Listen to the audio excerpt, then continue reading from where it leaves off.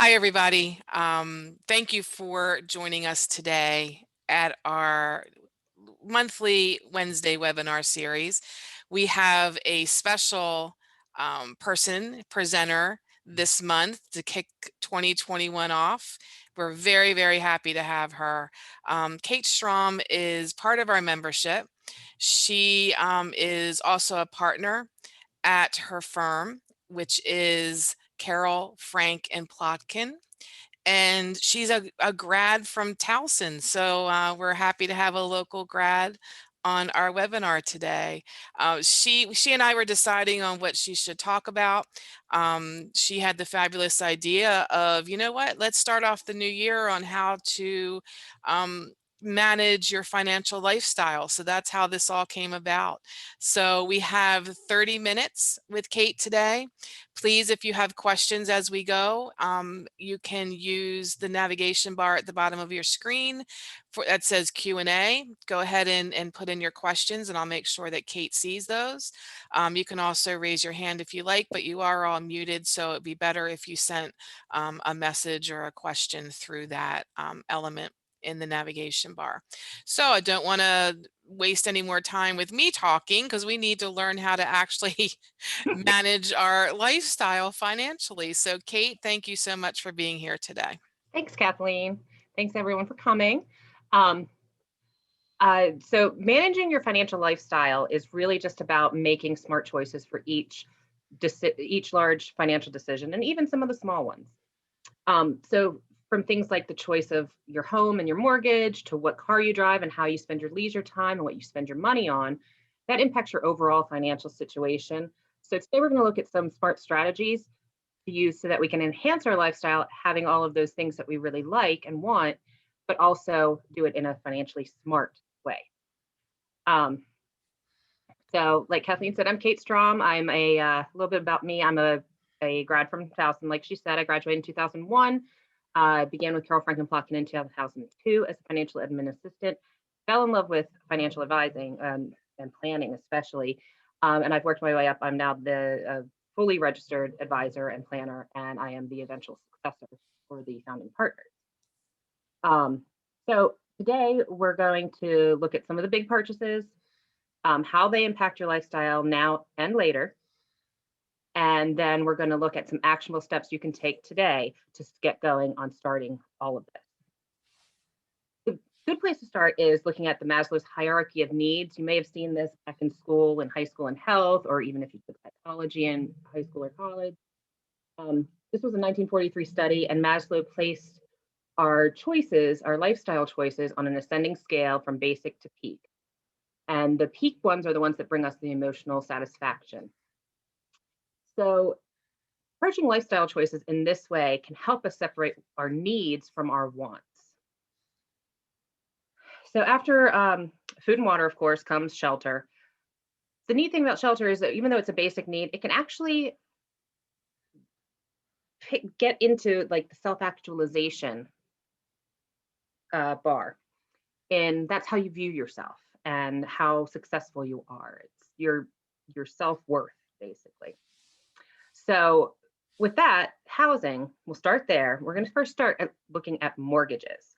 So if you own a home or you're going to buy a home, you generally are going to have a mortgage. Very few people, especially starting out or even moving up from a starter home to their forever home or family home, you're going to have a mortgage.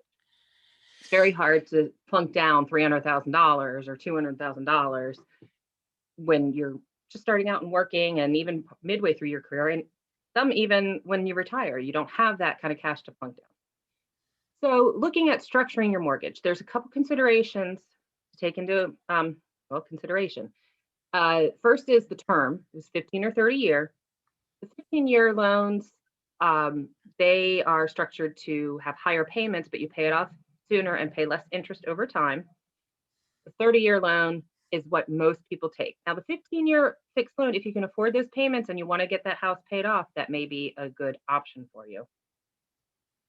Then you have to look at the fixed, if you're doing a fixed or a variable. Variable loans are not that as popular as they used to be. Back in the early 2000s, variable interest rate loans were very popular. But then when The thing with variable rate loans is they're pegged to a financial index, and as that index rises, your payment will rise.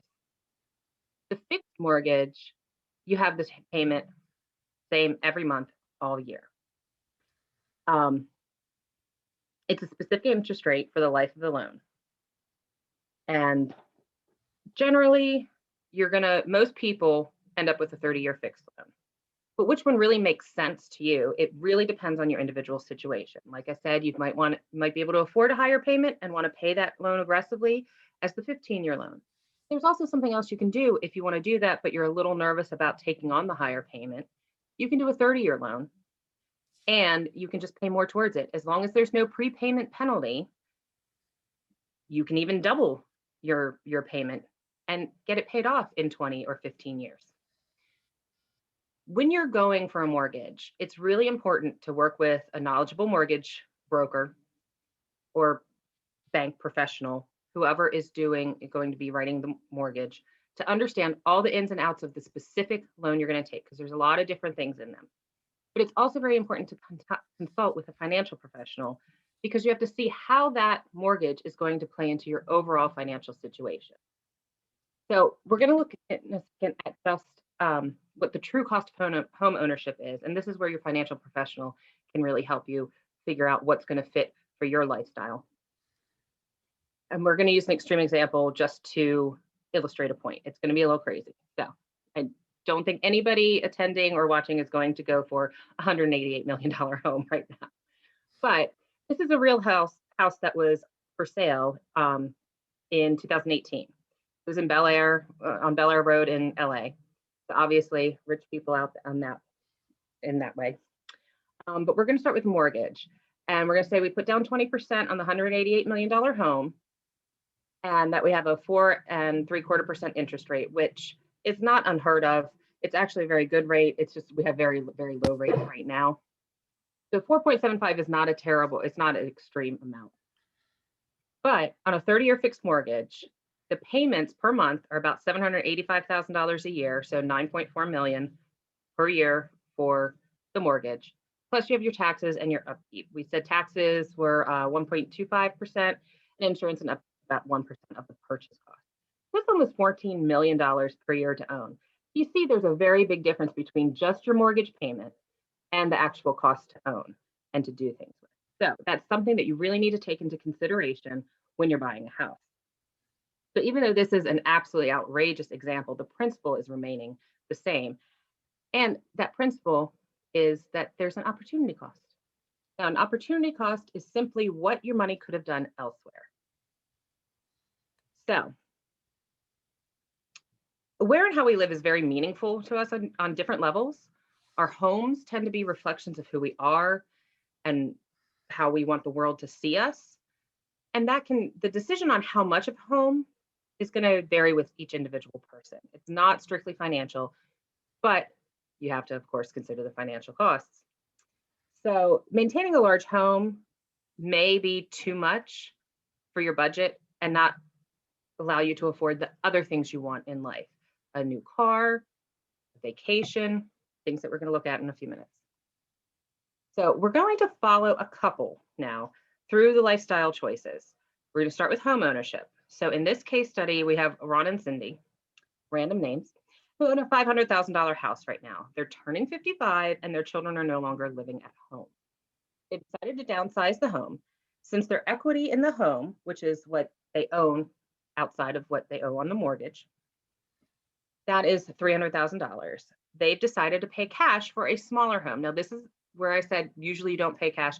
If you have enough equity in your house and you're downsizing and the prices work out, you could potentially pay cash for a house, generally much later on, unless you're very wealthy, in which case you probably don't need to be listening right now. Since the equity is $300,000, they're paying cash. They found a $250,000 house. They're saving $50,000 out of the equity in their home. So they're going to invest that. Now, when we're going to talk about some hypothetical hypothetical investments. And for all of these, I have to say, compliance-wise, that we're going to use 6% as a rate of return. That's not indicative of anything. It could happen, it could not happen. There are no other fees or expenses considered, nothing like that. It's strictly hypothetical to make it simple to illustrate the point.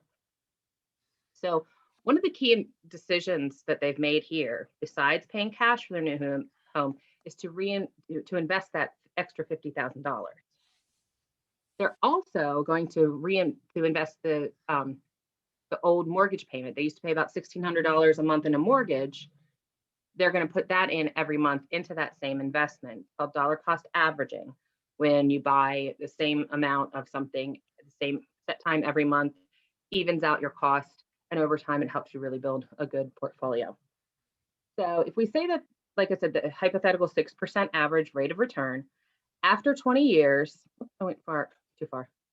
After 10 years, we can see they might have $353,797 in their account, cash to use. And after 20 years, it could be over $900,000, which is pretty significant, simply by they really didn't change their monthly expenses. They just shifted it from going into a house into going into their savings. So some guidelines about the smart home ownership is to find the best mortgage rate structure. And then you need to reassess your home. Is it the right size for you? Is the maintenance and upkeep doable for you? Are you able to handle all of that? Or is it too big? Or you have more kids, so you need a larger house? Do you want a single family home? Do you want a homeowners association? Do you want a townhouse? You just need to reassess regularly. When I say regularly, I don't mean every year. You're not going to be buying and selling houses every year. Every 5, 10 years, look at your lifestyle, see how your house fits into it. And if it doesn't fit, then you, what they call, right size it. You either upgrade or downgrade, whatever makes sense for you at that time.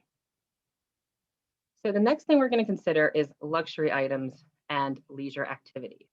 So a luxury item, there's a lot of things that we take for granted now that aren't really luxury items, or are luxury items, but we don't think of it as. An expensive car. We think, well, it's a really good car, it's a good value. Well, we'll see in a second. So the line between necessity and luxury has actually shifted over the past 100 years or so. Things like our grandparents didn't even think about. I know a lot of grandparents who didn't own a car at the time, or they only had one car for the family, not two, and one for the kids and things like that. It has shifted some, but the necessity versus luxury is different for every single person. And it's important to remember that each luxury item has that same opportunity cost. What your investment in that item or later leisure activity could have done elsewhere to enhance your life. So we're going to look at the luxury car. A lot of people, a lot of Americans especially, dream of having that really nice car. So we're going to do a really extreme example again. Since we already bought the $188,000 home, we're going to buy a Ferrari. Or we're going to look at buying a Ferrari. So a new Ferrari, we have the Ferrari California here. We can see 553 horsepower, 196 miles per hour it can go on the road, top speed, $200,000 a year, or $200,000 purchase cost. But the maintenance, the taxes and insurance are going to be about $40,000 a year. We're saying about 20% of the purchase price for taxes, insurance, and maintenance. Or you can look at the Porsche 911. So that's 400 horsepower, 188 miles per hour, but it's only $100,000 a year, and that's half the maintenance costs. So what we do here, if we choose to buy the Porsche for $100,000, we did have, say we had $200,000 to spend. We would put that other $100,000 that we're saving by buying the Porsche instead of the Ferrari into our investment, that same 6% hypothetical investment.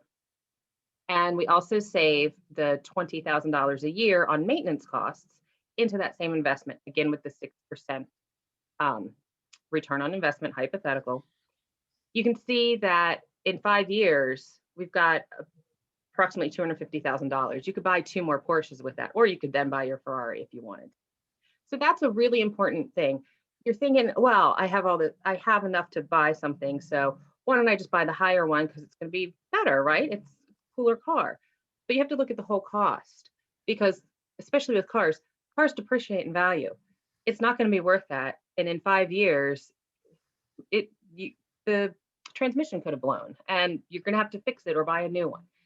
And you've spent all that money. But instead, if you make a slightly smarter choice, but you're still keeping that goal of having a luxury car, this is where the smart lifestyle value comes in. You look at the cost, you can then just buy a new one in 5 years if your Porsche goes up. So, investing the difference, we're going to look at Ron and Cindy again. So, they've already downsized their house or right sized their house, wherever you want to look at it. They're looking at buying a BMW. So there's these two models, the 740 and the 535i. So 740 is 74,000 and the 535 is 56,000. There's not a whole lot of difference. And they decide that they're going to pay cash for it, but they're going to reinvest. They're going to buy the BMW because they figured that still meets all of our needs. It's still a BMW. We still want that name, but it's a little bit cheaper. And we're going to invest the difference in what the purchase cost and upkeep would be. So you can see after 5 years, they have almost $46,000. They could almost buy another BMW 535. And after 20 years, it's over 109,000, which is pretty significant, especially later on, we'll add it all up and see what they did. So then we come to leisure activities and choices. Now, leisure activities add a lot of meaning and variety into our lives, but some consumers are starting to rethink their leisure options. So instead of something like getting the luxury hotel room at the beach, a lot of people are going with Airbnb or VRBO, vacation rentals by owner. They tend to be cheaper, but you get the same experience, basically. You're at the beach. That's the fun part. Who cares about the hotel so much? So we're going to look at Ron and Cindy again and how they save money on taking a 2-week vacation. They like to take a 2-week vacation every year, and they used to stay in expensive hotels, but figured they were spending money improperly or not as smart as they should. So they rethought their leisure activities, and to get the same experience at a lower expense, they decided to replace a $400 per night hotel room with a condo rented through a private owner, savings of about $200 a night, and that amounts to a savings of $2,800 every year for their 2-week vacation. Now, because they're staying in a private home or condo, they're able to cook some of their meals. Have cereal in the morning, maybe a sandwich, and then go out for dinner. Instead of being in a hotel, you're going to have to buy every meal, unless you have one of those dinky little kitchenette things there you can make some toast. Still, you're generally going to go out for most of your meal. So they take all of that money. Oh, and they do cheaper flights as well. Instead of having the airline tickets that are, they decide, oh, we're going to book our vacation a month beforehand. We figured it out. They plan a little bit earlier, are able to look for deals and get discounts on their flights. So they're going to save approximately $4,800 per year just on their vacations. They're still getting that same vacation. They're still getting the time together, the time away, doing the activities they like to do, but they've done it in a smarter way. They've done it in a slightly cheaper way, but it really hasn't impacted their lifestyle. Now, they save that $4,800 every year, and after 20 years, they've got over $176,000 just from that. Still same experiences, a lot more money later on. So adding up their 3 big things, the home, the luxury purchases with the car, and the leisure activities. Now, this is over the 20 years. They saved $1.2 million, but they didn't have to give up their joy. They didn't have to give up the things that they love. They just did it in a smarter way. And that's all what managing your lifestyle choices is about. So one other thing that we'll just talk about real quick is that investment choices, putting found money to work. There is another, it was landmark in 1991. It was a landmark study about asset allocation and how having your investments allocated, how they got their 6% per year, it was their return was more about, and returns in general are more about how you have your investments allocated through not just stocks and bonds, but different areas of the stock market and different sectors of the economy, rather than your specific securities. A lot of people, I come across this a lot, they say, I want the next Apple, I want the next Google. It's very rare to be able to do that. The best thing to do is to work with a professional and come up with an allocation that's going to get you to where you want to be. I'm going to go over that real quick. A lot of people ask me, well, what stock should I buy? Well, I don't know. Tell me what you want to do and let's come up with an allocation for you. So managing your lifestyle can lead to an increase of our resources as we get older, while still allowing us to enjoy our lives. And that's really going to be a big help to everybody when you get to retirement. You get a fixed income, maybe with Social Security. We'll see how well that stays in play for us younger people. Having more, you'll be able to do more later on. But like we can see, you can still have all the things you really like to have. You just have to do it in the best way, the smartest way possible, the most financially efficient way possible. So you may be asking me now, that's great. What can I do today? So there are 3 things. First, what do you spend your money on? Do you know? The best thing to do, you may have some idea. The best thing to do is to track your spending. The next month, we're almost at the end of the month. So for February, just write down or keep, there's a lot of, there are free apps and stuff that will help you keep track of it too, or you can do it all paper and pen or Excel spreadsheet, however you want to, but track your spending. Note where you're spending your money and what you're spending your money on. There are little things that you can do. And we'll take the old Starbucks, it's expensive coffee. You could always make coffee at home. Well, yeah, maybe you really like your Starbucks. So, but you see that at the end of the month that, wow, I spent a lot of money on Starbucks. That's kind of shocking. It can be $100 to $200 just on coffee alone. You can then decide, well, maybe, I'll just do 2 or 3 times a week, I'll do coffee, and that'll cut it down a little bit. That's a great idea. You're still getting your coffee, you're still getting that experience you want, but you're spending a little bit less. So the point is you really need to know where you're spending your money before you can make those decisions. Number 2, if you're married or you're in a relationship where you share finances and future goals, not just a roommate situation, you need to talk to your partner. I can't tell you how many couples have come into my office and they're on completely different pages. They have one person wants one thing, the other person wants another thing, and they're fighting. I have sat there a couple times thinking, am I a marriage counselor or am I a financial advisor? It's kind of crazy. But you need to talk to your partner about your future goals. What do you want your life to look like in the future together? What are your goals for today? If you're not on the same page, it's going to make it much, much harder. And 3, you need to figure out a plan. Once you know where you want to be and what you want today, you need to make a plan. If you that old adage, if you fail to plan, you plan to fail. Very few people don't plan and actually make all of their goals. Very, very rare. So there's a lot of free and low-cost software apps.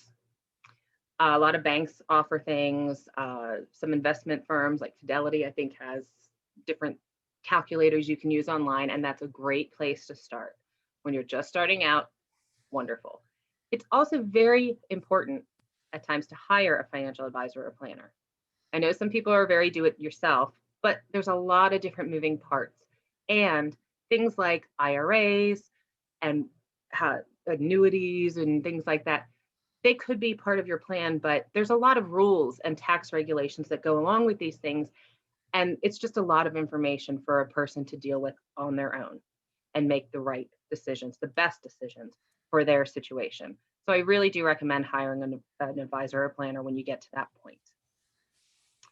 So with that, we've got about 5 minutes if there are any questions. Kathleen?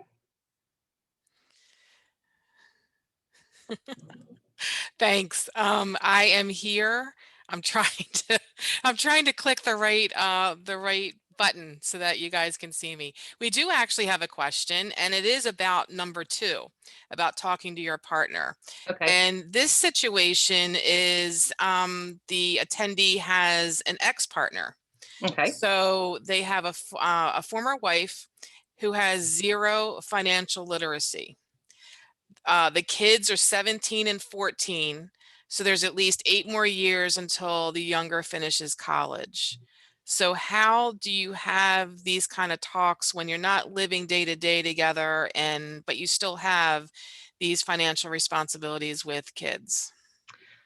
So if you are no longer together, your finances aren't married quite so much as they used to be. Yes, the cost of college and things, it should be joint for you guys. So the best way to go about it is just to talk to your ex about, look, this is what college is about, approximately going to cost. There may be something in your divorce agreement, I'm not sure, um, that states how much you have to each spend. And that's the best place to start, is to look at what's in the divorce agreement. And then just say, look, this is what it's going to cost. How are we going to do this? Maybe there's possibility, it depends on the people involved and how the relationship is and how amicable you are with each other. There, you could always do like a joint savings account that you're both putting money into, that's just for the kids, or you could open up something like a 529 if that's if what you want for the kids. That's actually a really good way to start saving for college education, is the 529 plans. Maryland has a fantastic one too. It's through T. Rowe Price. Okay. Yeah, it is. I mean, to open that question up a little bit, it is frustrating when your significant other isn't really financially literate and just Yeah. doesn't get it. But those are really good points. We only have a couple minutes. We do have a couple other questions that came in. One is, over time, in your opinion, is investment in real estate a safer, quote unquote, option versus various other investment vehicles like stocks or funds? No, I would say it's a safer option over time. Over time, having that as part of your portfolio is definitely an advantage. It's one of those sectors that you want to look at. Different sectors are like the technology sector or the healthcare sector, things like that. Real estate is one of those sectors. Um, yeah, you never want to put all your eggs in one basket, generally, um, ever really. Um, some people have done very well with investment real estate, and there's a lot of there's a lot of costs associated with that. That is maintenance costs, things like that. Some people want to do it themselves and not hire a management company. I would say don't do that. It's too much, um, too much hassle. But if you do have some investment real estate that you can collect rents on, that could be a good position to be in when you retire, because you're still getting income every month. But if you're a renter right now and you're just deciding, should I buy or should I invest, what would your um, opinion be? Well, it really depends on the person and their financial situation. Depends on what their rent is, where they're living, what mortgage they can afford, what kind of house they want, what area they need. Are their kids involved? Are the schools better somewhere else where they might buy? It's, unfortunately, these are very, very personal, individual answers that And you have that's why we need you. to. Well, I'm happy to talk to anybody. And what is the minimum recommended amount in a retirement fund for a single retiree? That's going to depend on what your expenses are. Um, do you have a mortgage? Do you need a new car? Do you use a car? Do you use public transportation? Um, what is your tax situation like? What kind of things do you like to do? So it's really going to depend. When you do a financial plan, you look at what you have, what your expenses are now, and you pretty much just inflate those. Now, when you retire, your expenses change a little bit, but they tend to stay inflating at the same rate over time. You're going to lose things like, if you are in like a professional workplace and you have dry cleaning, you're not going to have that when you retire so much. You're not going to maybe have as much travel expenses. that may or may not be reimbursed by your company, but you're going to probably have higher healthcare costs. Mhm. So it all kind of evens out. And once you take that, a financial professional, and even some of the free software that you can find online will inflate that and tell you what you need as a nest egg. Okay, perfect. And the person that had talked about the having a divorced Mhm. situation, he is saying that it was an uncontested divorce, so it was just kind of share custody and expenses clause, but he thinks that she might listen to you more than to him. So how can people reach out and connect with you if they have other questions that they need Well, you can answered? absolutely always go to my website. It's katestrom.net. Just make sure that your computer doesn't autocorrect Strom to Storm, because it will do that at times. Um, and my contact information on there. Email me, give me a call, say, hey, I was at the Northwest Chamber webinar. I've got a few questions, and we'll Okay, talk. perfect. So katestrom.net. Yep. Yes, okay, perfect. Kate, it is our pleasure to have you, and I can't wait till I can buy that $188 million house. Me too. Yeah, that would be awesome. So we appreciate all of this really good practical advice and insight. So thank you again Thank you very much for having me, and for thanks everyone for coming. yeah, and I want to thank all the attendees as well. So reach out to Kate if you'd like to have a sit down and figure out how she can help you finance your lifestyle. All right, everybody, have a Thank you. great one, Take and care. we will see you next month on the last Wednesday for our next webinar. Okay, bye.